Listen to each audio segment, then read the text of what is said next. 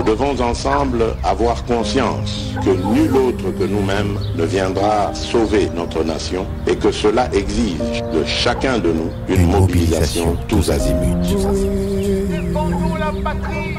Peuple congolais, il est temps de nous lever, de nous serrer les coudes et d'agir pour défendre notre patrie, notre intégrité territoriale et l'intangibilité de nos frontières. La République démocratique du Congo est victime d'une nouvelle agression rwandaise et des actes criminels et terroristes du M23. Ils ont juré de compromettre l'élan de notre progrès, nous diviser et perpétuer le pillage de nos ressources naturelles. Le sang a trop coulé, de vies sont fauchées, notre faune, patrimoine mondial, est détruite. La situation humanitaire est alarmante. Nous avons un devoir sacré de résistance patriotique et populaire. Pour cette cause nationale, mobilisons-nous. Au-delà de tout clivage, y compris politique, agissons contre l'ennemi de la paix, notre cible commune. Restons vigilants. Disons non à la stigmatisation et à tout acte de violence. Exprimons toute notre solidarité aux compatriotes victimes de cette agression. Mobilisons-nous, apportant un soutien total et indéfectible à nos vaillants FARDC et à nos institutions pour rétablir la paix et la sécurité. Ensemble, défendons la patrie et gagnons cette guerre insensée du M23, appuyée par l'armée rwandaise. Battez-la écolo, Bendele Koyate.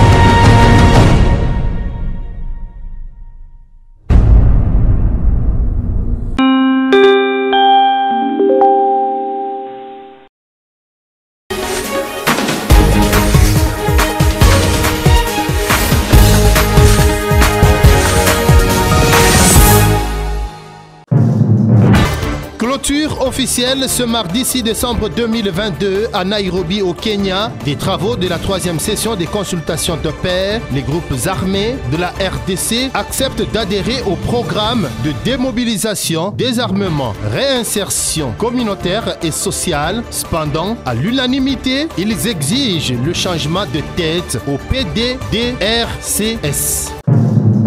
Massacre des civils à Kishiché, au nord Kivu, par l'armée rwandaise et le M23. Le bilan pourrait s'alourdir. On parle à ce jour de plus de 300 morts. Une barbarie rwandaise sous le sol congolais, présentée, exposée dans un briefing de presse spécial par le porte-parole du gouvernement. Il avait à ses côtés Julien Paluku Kaongia, ancien gouverneur du nord Kivu, ministre de l'Industrie.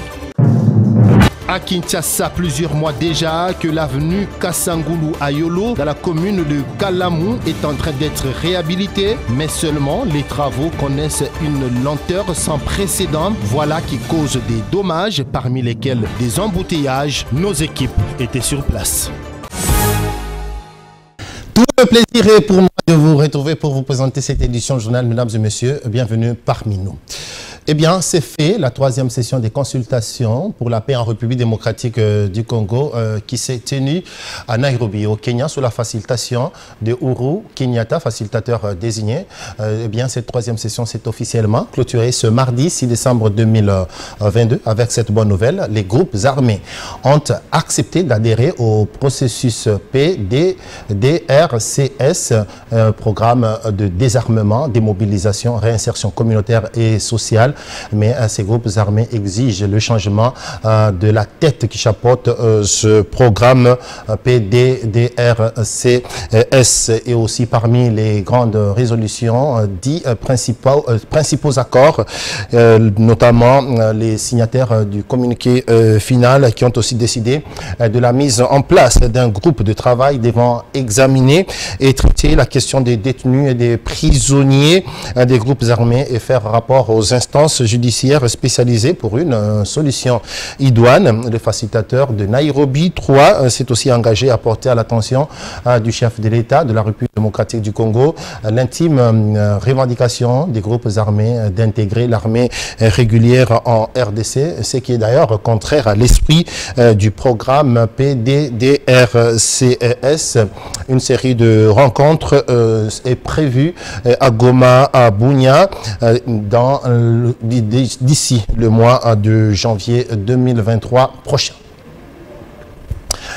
Le bilan des massacres de Kashishi dans la province du Nord Kivu, massacre des civils par l'armée rwandaise et le M23, eh bien ce bilan pourrait être revu à la hausse. On parle à ce jour de plus de 300 personnes, des civils qui ont été massacrés. Le ministre de l'Industrie, Julien Paluku Kahongya, ancien gouverneur de la province du Nord Kivu et personne ressource, l'a dit au cours d'un briefing de presse tenu lundi à Kinshasa, briefing de presse co-animé avec le ministre de la communication et des médias, Patrick Mouyaya. Eh bien, ces personnes qui ont été massacrées par le M23 ainsi que leurs alliés, l'armée rwandaise, ont été ainsi recensées par les organisations de la société civile plutôt de la province du Nord Kivu.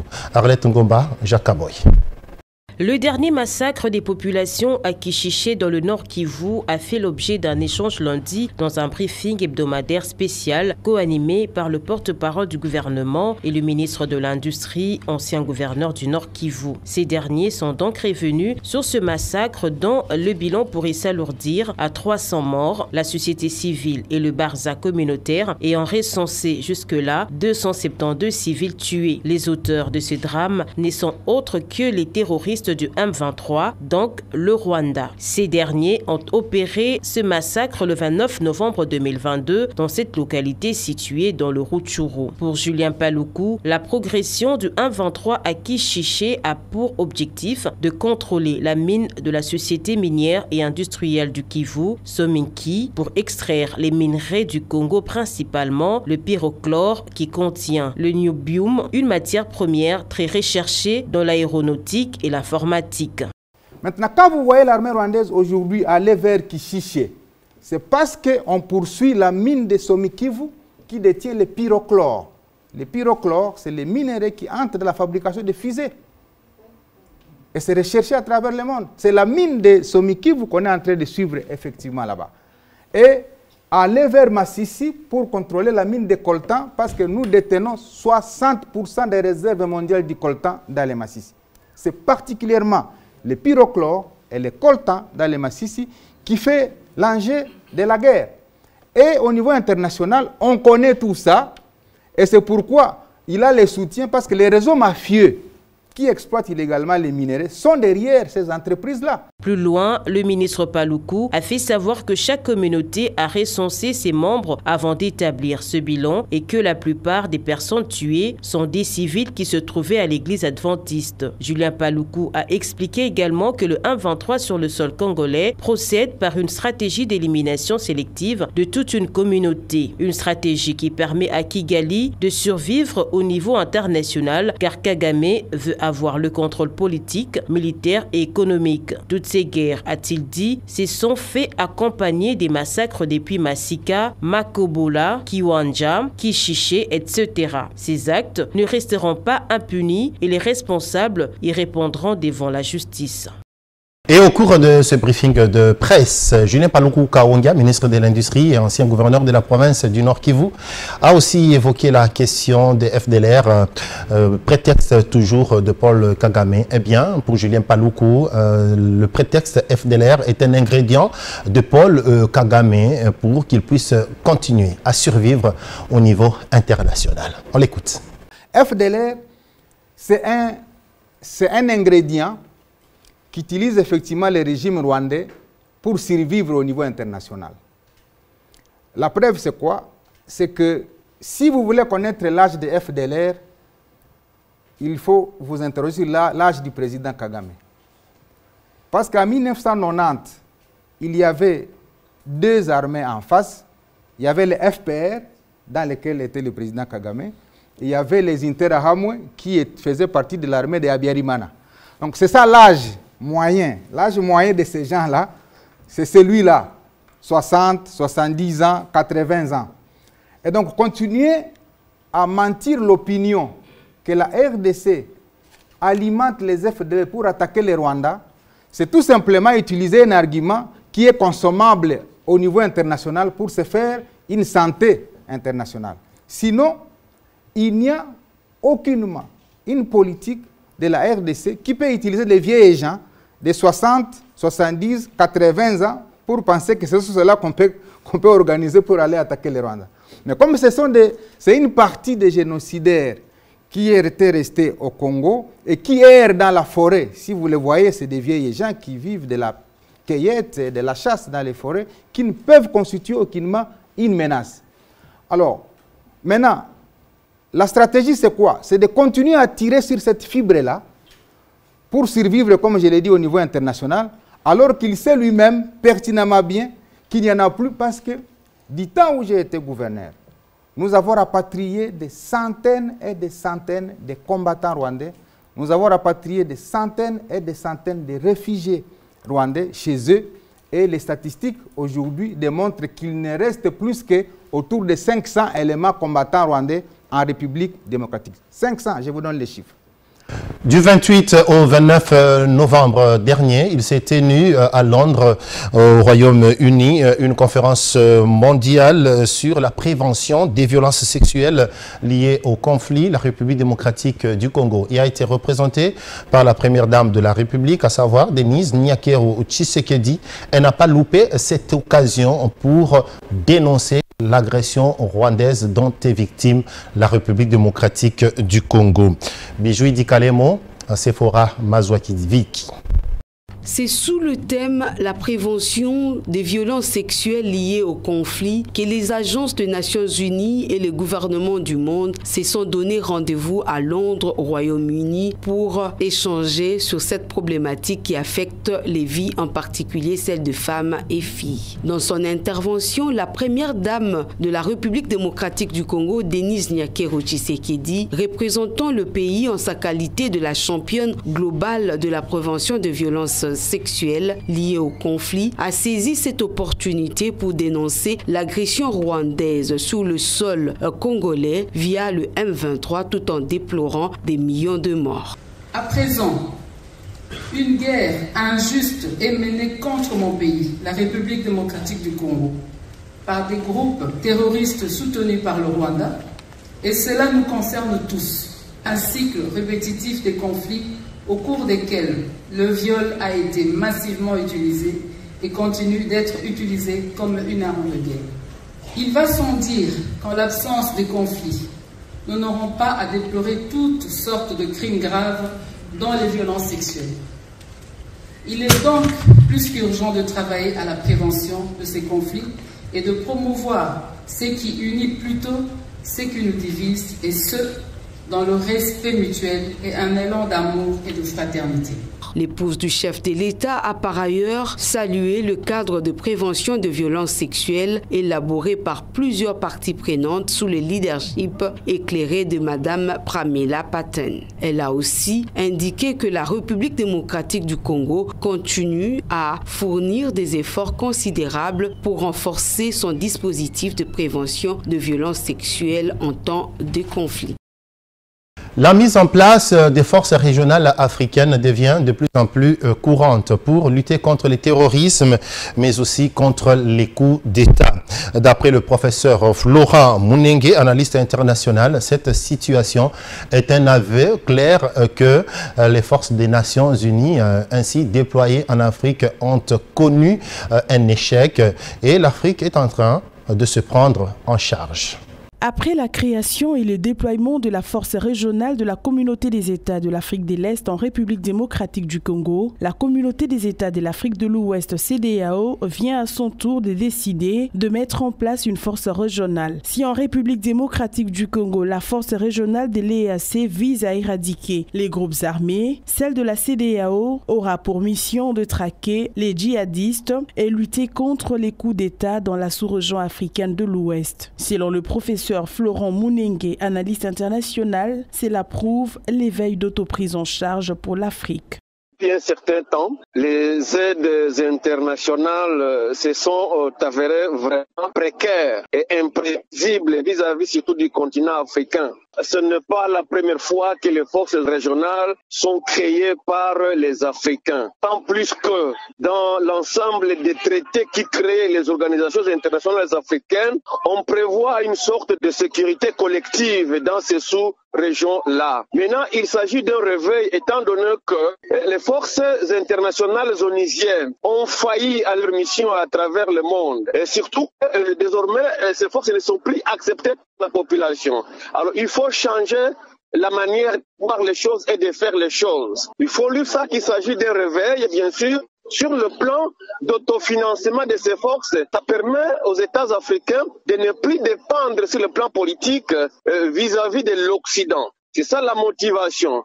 Mais l'interrogation demeure sur l'efficacité de ces forces sous-régionales et régionales, étant donné que même dans les clauses, on a toujours tendance à recourir à l'ONU d'une manière ou d'une autre pour aider ces forces qui sont en train de se constituer. C'est un réveil vraiment patriotisme des Africains qui veulent faire les choses en touchant dans leur propre poche. Donc résoudre les problèmes congolais et africains.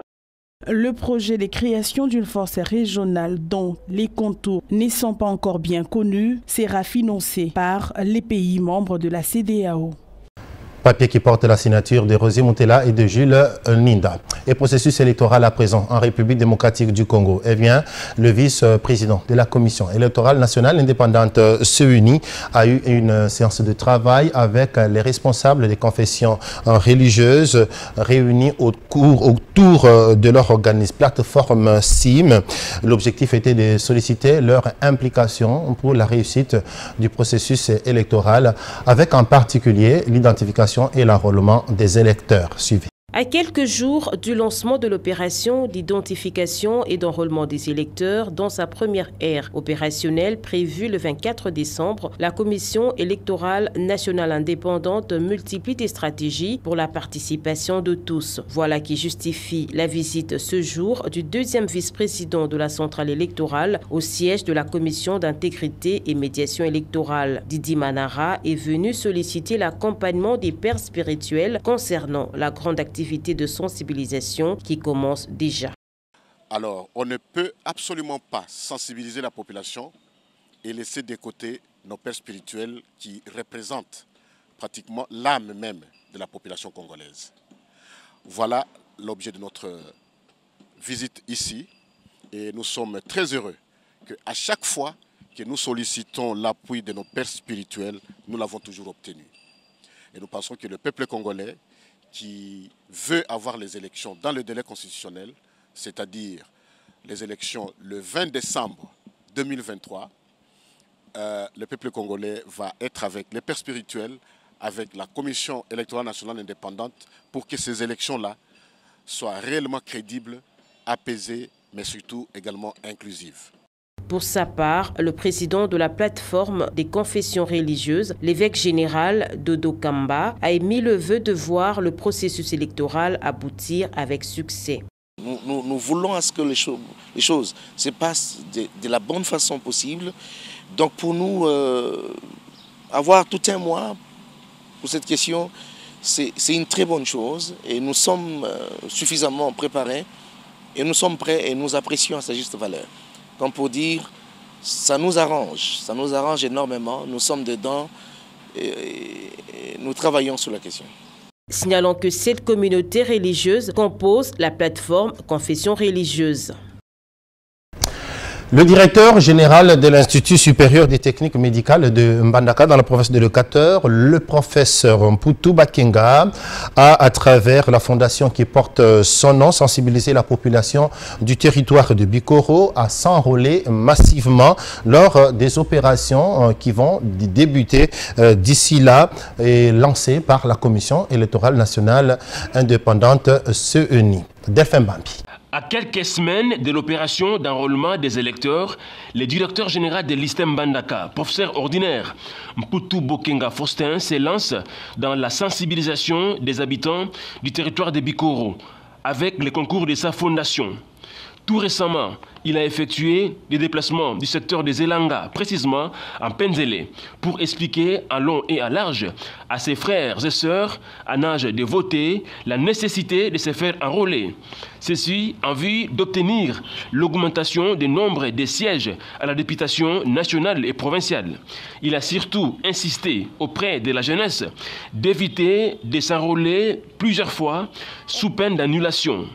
Partout où il est passé, l'ambiance était au zénith, avec comme point culminant quelques pas de danse folklorique, ainsi que son message. Bana ilanga bana Bikoro na sengi bino. Soki bafungoli bureau d'enrôlement. Bokenda ebele bokela kozwa carte ya sika. Pour ce tozui nombre ya ba électeurs ekobakisama, nombre ya ba députés nationaux eza 2 ekokoma 3 ekokoma 4. Nombre de députés provinciaux ekolongwa na 3 tokokoma na 4 tokokoma na 5.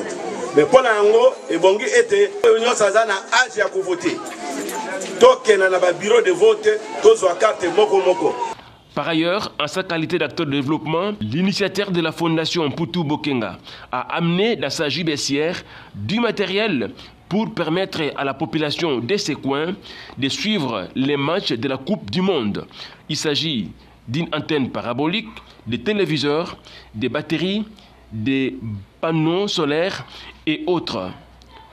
Ce don a été reçu avec enthousiasme par l'ensemble de la population sur place. Et à la Chambre haute, le Sénat, une plénière a été organisée lundi et cette plénière a porté sur l'examen en seconde lecture du projet de loi des finances du pouvoir central de l'exercice 2023. Après débat et délibération, le président du Sénat a décidé d'envoyer ce texte à la Commission économique et financière et contrôle budgétaire pour approfondissement. Lisette Kenga Kelekelo. Envoyé en seconde lecture à la Chambre haute du Parlement, les sénateurs ont décidé de confier le projet de loi des finances à la Commission économico-financière pour un examen approfondi. Une décision prise conformément aux prescrits des articles 125, 126 et 127 du règlement intérieur du Sénat. Pour doter la République démocratique du Congo d'un budget conséquent, en cette période où le pays fait face à une agression rwandaise, chaque commission permanente de la Chambre haute du Parlement a été aussi invitée à envoyer un délégué aux travaux de la commission ECOFIN en vue d'enrichir le projet de loi des finances sous examen. La commission ECOFIN reste par ailleurs ouverte à tous les sénateurs désireux apporter des amendements à cet important projet de loi. La commission économico-financière du Sénat a obtenu de la plénière un délai de 7 jours avant de revenir présenter son rapport le 12 décembre prochain à la plénière. Pour sa part, le président du Sénat, Modeste Bahati, a saisi l'occasion pour condamner avec la dernière énergie le massacre perpétré la semaine dernière à Kashiché, dans le territoire de Rutshuru, au nord Kivu, par les éléments du M23, bras armé du Rwanda, qui sème la mort et la désolation à l'est de notre pays. Certes, les tueries sont légion dans l'est du pays depuis plusieurs années, perpétrées principalement par des terroristes et autres groupes armés. Ce qui s'est passé à Kishiché le 29 novembre dernier, œuvre des mêmes terroristes, est un crime de plus qui ne doit pas rester impuni.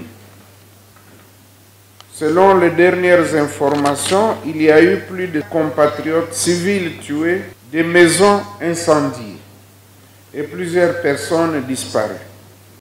Il faut noter que c'est depuis le 15 septembre dernier, lors de la rentrée parlementaire, que le gouvernement Samalou Kondé avait déposé à l'Assemblée nationale le projet du budget 2023, évalué à 14,6 milliards de dollars. Après son examen à l'Assemblée nationale, ce projet a été porté à 15,8 milliards de dollars. Le Sénat, qui l'examine en seconde lecture, n'a que moins de 15 jours pour l'améliorer encore, afin de doter la RDC d'un budget 2023 à la hauteur de ses ambitions avant la clôture de la session ordinaire en cours prévue pour le 15 décembre 2022. Dans la province de Kwilu, les députés provinciaux ont voté le projet de budget du gouvernement provincial pour l'année prochaine 2023. C'est là après la riposte faite par le gouverneur de province, Willy Itchoundala, aux préoccupations qui avaient été soulevées par les députés provinciaux. Benoît de Grofdal.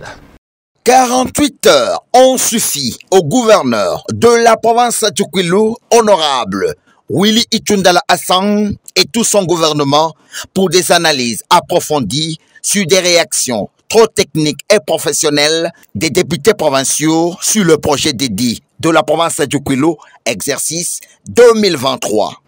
De nouveau, devant l'organe délibérant du Kwilu, c'est ton Willy Itchoundala Hassan, très technique, bref, clair et surtout précis, qui répond coup sur coup à toutes les préoccupations des élus provinciaux du Kwilu. Ainsi, le speaker de l'Assemblée provinciale du Kwilu, honorable Serge Makongo Kangantima, soulève son marteau pour le vote qui permet à tous les députés, comme un seul homme, d'accepter ce budget du Kwilu à la grande satisfaction de l'autorité provinciale. Depuis le grand Bandoulo, les autorités provinciales ont été de nos côtés. Je suis le premier à venir rompre avec cette histoire de l'Oraté. Donc nous pouvons être fiers de notre bilan parce qu'elle n'est pas la faculté de médecine, que ce soit à l'université de Kipit, que ce soit à l'université de Bandoulo. Si aujourd'hui elles n'ont pas subi la fermeture, c'est suite au bâtiment que nous avions construit. En dépit du vote à l'unanimité de ce budget, quelques députés provinciaux, même avoir voté, ne sont pas convaincus des réponses du gouverneur. Que le gouverneur des provinces est passé à côté de tout ce que nous lui avons demandé. Ça, moi, j'ai dit non. L'école Toluka Posé, ils connaissent bien, Boulungu existe bel et bien. Cette école-là a été construite par le fait commerçant Boussanga. L'école existe. Le gouverneur n'a jamais réhabilité cette école-là, sauf qu'il est allé construire une salle polyvalente. Que bénéficierait la population d'Enkara par rapport à cette salle polyvalente? Notez que le budget de la province du Kwilu, exercice 2023, se lève en équilibre, dépenses et en recettes à 383 milliards 058 928 664 de francs congolais.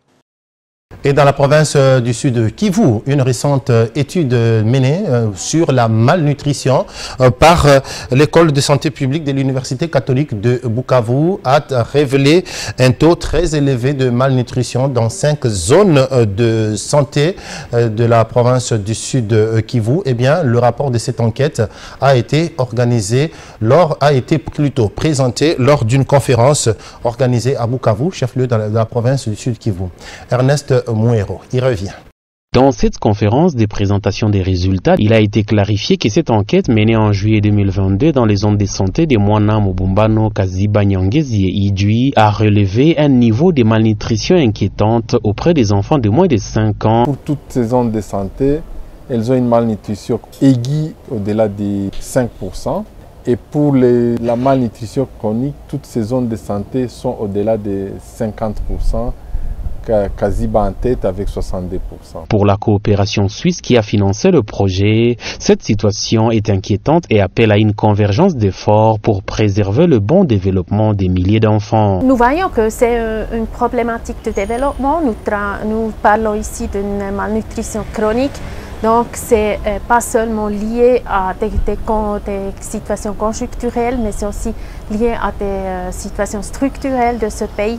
Et il faut prendre toutes les mesures, tous les acteurs qui sont actifs sur ce thème, lier les forces. Et nous appelons à un engagement encore élevé dans la lutte contre la malnutrition. Dans cette conférence lancée par la Division provinciale de la santé, plusieurs présentations sous forme de bilan des études en province sur la malnutrition ont été faites, suivies d'une une projection d'un documentaire réalisé par Baki 20, ce qui a ouvert le débat. Devant les conséquences expliquées par les experts, notamment la mortalité élevée des enfants et leur invalidité, un début d'appropriation est manifeste chez les élus. Comme nous sommes en session budgétaire d'ailleurs, c'est quelque chose qu'on doit présenter à l'hémicycle, de dire qu'on doit incorporer quelque chose dans ce sens. C'est un plaidoyer que nous allons faire. Nous avons suscité la discussion et nous pensons qu'une feuille de route sera issue des discussions, des échanges d'aujourd'hui, parce que nous voulons que tout le monde s'approprie ces problèmes de malnutrition, parce que les chiffres sont vraiment alarmants. Signalons que l'étude a été faite sur un échantillon variant entre 600 à 900 enfants par zone de santé, avec la méthode SMART validée par l'OMS.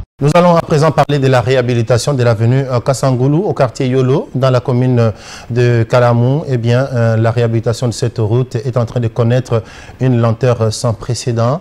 Les populations aux alentours s'inquiètent car la route est longtemps bloquée, voilà qui cause notamment des embouteillages. Vosa, Patricia et Bijou Idi et Kalemo y étaient.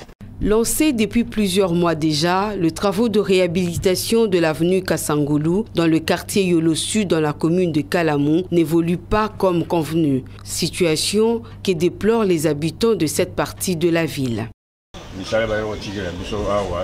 Les travaux de construction sur cette avenue Kassangoulou connaissent une grande lenteur et s'effectuent avec beaucoup de négligence et légèreté. C'est pourquoi ces travaux nécessitent un suivi de la part de ceux qui les coordonnent. Cette avenue, parallèle à l'avenue Kimwenza, longe le quartier Campins en passant par Yolo Sud, Yolo Nord jusqu'au croisement de l'avenue Bongolo, toujours dans la commune de Kalamou. Pour les habitants du quartier, ce travaux nécessite un suivi. Notons que ce tronçon a servi de route de déviation lors du réaménagement de l'avenue Kimwenza. Une fois réhabilitée, cette voie désengorgera l'avenue Kimwenza des embouteillages qui constituent l'un des problèmes majeurs dans la ville de Kinshasa actuellement. Et voilà, c'est cet élément de proximité qui vient clôturer cette édition journal. Merci à vous de l'attention que vous avez bien voulu nous accorder. Restez toujours branchés sur Digital Congo.